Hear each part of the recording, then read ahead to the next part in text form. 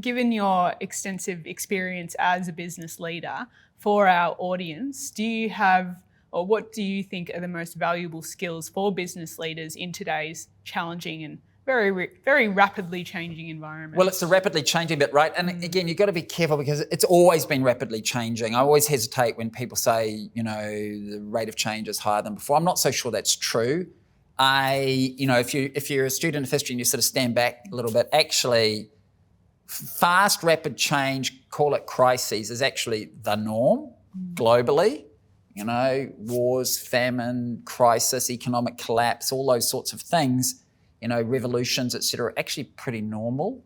And so really great organisations, I think, ultimately are ones that are flexible, agile, nimble, choose your word, but really have a couple of things going for them. One, they're curious about the future, that sort of growth mindset idea of an organisation.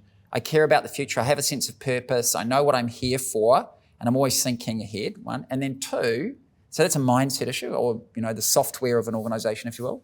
The other one then is, has the organisation been built in a way that allows it to actually change? Mm-hmm. And one of the problems when you're 185 years old is the general answer to that is no.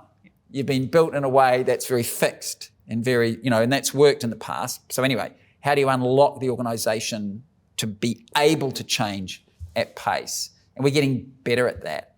And so I think those are the ways that I think about successful organisations today.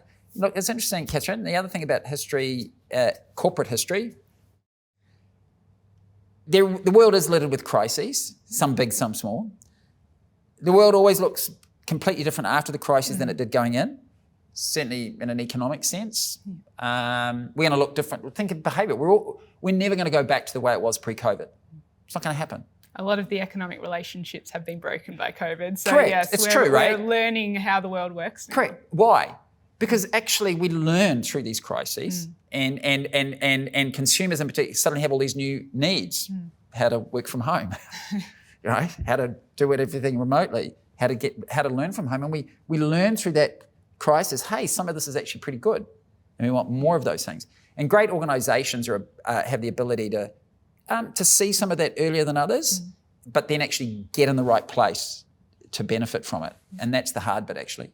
Sometimes the seeing bit's easy. It's actually it's organising the organisation to get there. Can you get there fast enough before somebody else does to be a beneficiary of that foresight? And certainly what we've been trying to do at ANZ, and we're not done, and we're certainly not declaring success, is trying to unlock that agility in the organisation so that we can move our people, money, processes, systems, all that more quickly and safely, because that's pretty important when you're a bank, to be able to get in the right place for the future. And I imagine that's true for lots of organisations.